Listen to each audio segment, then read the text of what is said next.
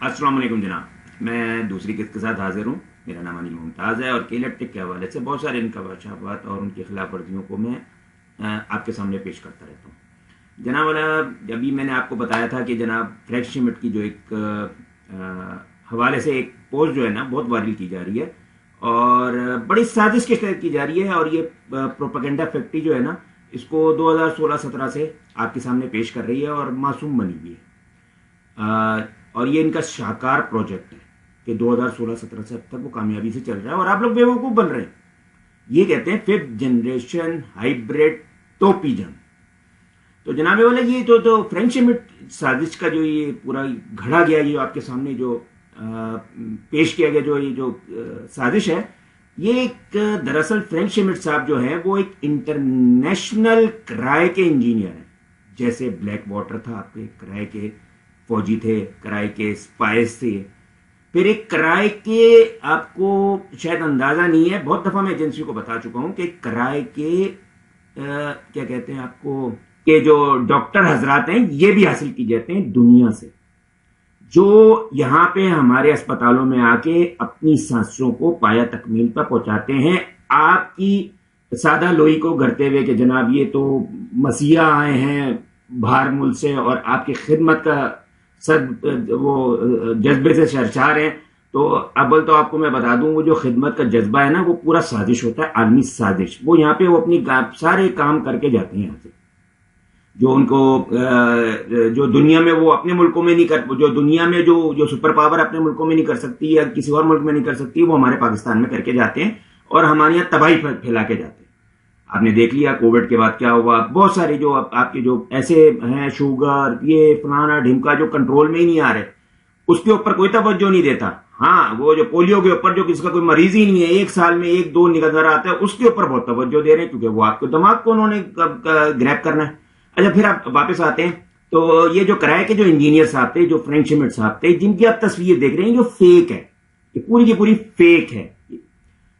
इसमें यह कि सबसे अहम बात यह कि इस पे हमारी नंबर 1 एजेंसियां जो है, नंबर 1, वो क्यों खामोश है, वो आपसे क्यों नहीं शेयर करती और उसको पकड़ती क्यों नहीं है?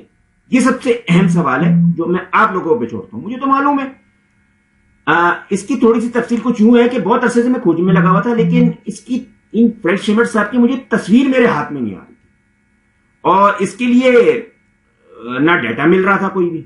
आप फ्रेंच शिमिट का नाम लिखें, आपको कुछ भी नहीं नजर आएगा जो मैं अब आपको पेश करूंगा।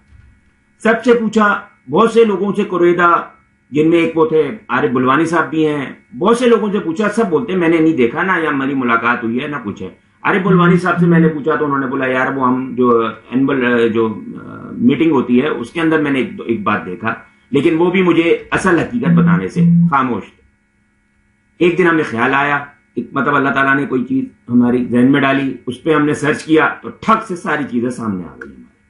पूरा जो जन का प्रोफाइल है ना वो सामने आ गया कि किस तरह इंटरनेशनल एस्टेब्लिशमेंट में हमारे ये इंटरनेशनल एस्टेब्लिशमेंट का मोहरा है और जिसे हमारे आइन शिकन संगीन गद्दार भगोड़े मुजरिम जनरल रिटायर्ड सैयद परवेज मुशर्रफ साहब को ये पेश किए गए और उन्होंने उन अपने दौर में इसको इस्तेमाल कराया जब इलेक्ट्रिक प्राइवेटाइज हुई। क्योंकि जब प्राइवेटाइज हुई तो उसके अंदर 4 मुआहदे हुए थे, जिनमें से वो जो आपको वो जो टोपी पहनाता है ना, वो जो फैसल रजा अब्दी पूरी गुमराह कर रहा होता कि मेरे पास सब कुछ आएगा, कद्दू भी कुछ नहीं आया, अभी तो मैंने उसको कुछ दिया ही नहीं, सिर्फ एक दिया था, उनको सेल एग्रीमेंट पकड़ाया था जो उसको चल रहे कूद रहे उसके ऊपर। इसके 4 एग्रीमेंट है, 3 और 4। तो O&M एग्रीमेंट के तहत ये जो है ना ये मंगवाए गए, इंटरनेशनल एस्टेब्लिशमेंट ने हमारे एस्टेब्लिशमेंट को पेश किए कि जनाब आप इनके जरिए एक कानूनी इस्तेलाह में ये इसको रन किया जाए, क्योंकि वो जो प्राइवेटाइजेशन कमीशन में था वो उन्होंने वो एक इस्तेलाह देखी हुई थी, एक कानून है जिसके तहत ये रन किया गया। अब वो कानून की धज्जियां उड़ाई जा रही हैं पूरे पाकिस्तान के अंदर। उस वक्त के इलेक्ट्रिक के लिए ये कानून रखा गया था, बल्कि के इलेक्ट्रिक नहीं, कानून आज भी मौजूद है। तो उसको फुलफिल करने के लिए ये लेकर आए इंटरनेशनल किराए के इंजीनियर को। तो ये जब आए, इन्होंने साजिश के वो काम किए जो جو مطلب کوئی بھی پاکستان کا جو درد رکھنے والا نہیں کر سکتا. اس کے لیے میں آپ کو ایک نام لوں گا ابھی اور ان کو آپ کو تصویر دکھاؤں گا. یہ آپ تصویر دیکھیں, یہ NAD والوں نے ان کو ابھی پچھلے سال ہی لیجنڈری اور ان کو خراج تحسین پیش کیا ہے. ان کا نام ہے ولی جان.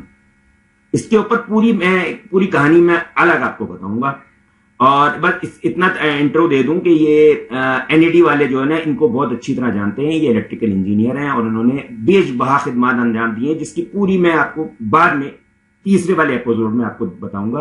اور انہوں نے اس پاکستان کے لیے کیا خدمات انجام دی, جس پہ NAD نے تو دے دیا, NAD کو بھی شاید نہیں پتا ہوگا کہ انہوں نے کیا خدمات انجام دی. اور میرے حساب سے ان کو جو ہے نا کیا کہتے ہیں, جو سب سے اعلیٰ اعزاز ہو سکتا ہے وہ ان کو دیا جانا چاہیے کہ انہوں نے اس وقت کس چیز کی بنیاد کے اوپر وہ منع کیا اور اس کو ٹھکرایا, جس کو لیے یہ فرینک شمٹ کو لایا گیا پاکستان میں اور اس نے تباہی مچا کے دیا. وہ سال بھر رہا, پھر اس کے بعد جب اس نے تباہی مچا لی, سیمنز والوں کے سارے جو ان کا کچرا پڑا ہوا تھا سب یہاں پہ ٹھکانہ لگا دیا کہ اسی کے اندر کاسمیٹک سرجری کر کے وہ جو تھا اس کا جو کاٹ کباڑ پڑا ہوا تھا سب کچھ اس میں ٹھوک ٹھاک دیا اس نے. اور جو اصل کام کیا تھا وہ میں بعد میں آپ کو بتاؤں گا, وہ جو ولی جان صاحب کے ولی کس کے اندر میں آپ کو بتاؤں گا اس نے کیا کچھ ظلم ڈھائے اس نے. تو یہ جب آپ نے یہ آپ کی جو آئین شکنوں کی جو پروپیگنڈا فیکٹری نے جو آپ کو جو شاہکار پروجیکٹ پیش کیا ہے, یہ جو فرینک شمٹ ہے, اس کی بھی آپ کو ذرا پول کھول دوں کہ یہ کیا ہے. یہ جو تصویر والا شخص ہے نا, یہ بایو کیمسٹ ہے. کیا جناب, بایو کیمسٹ ہے. اور یہ آپ دیکھیے یہ کالج کون سا ہے, یہ کالج بھی پڑھ لیجئے, یہ کس کالج کا ایسوسیٹ پروفیسر ہے یا اسسٹنٹ پروفیسر ہے. یہ آپ خود بھی دیکھ لیں, پڑھ لیں کہ یہ کیا ہے, اور یہ چل رہی ہے. اور جو ہے نا جنہوں نے کنسپائریسی کی ہوئی ہے, جو سازش کے جو جنہوں نے گھڑی تھی, یہ جو انہوں نے لکھا ہے کہ جناب اس کو منع کر دیا گیا, وہ جو بیچارہ واپس اپنے ملک میں چلا گیا, وہ اپنے ملک میں ایسے نہیں گیا, اس نے پورا اپنی سازش مکمل کر کے گیا ہے جو اس کہانی کے اندر نہیں بتائی گئی.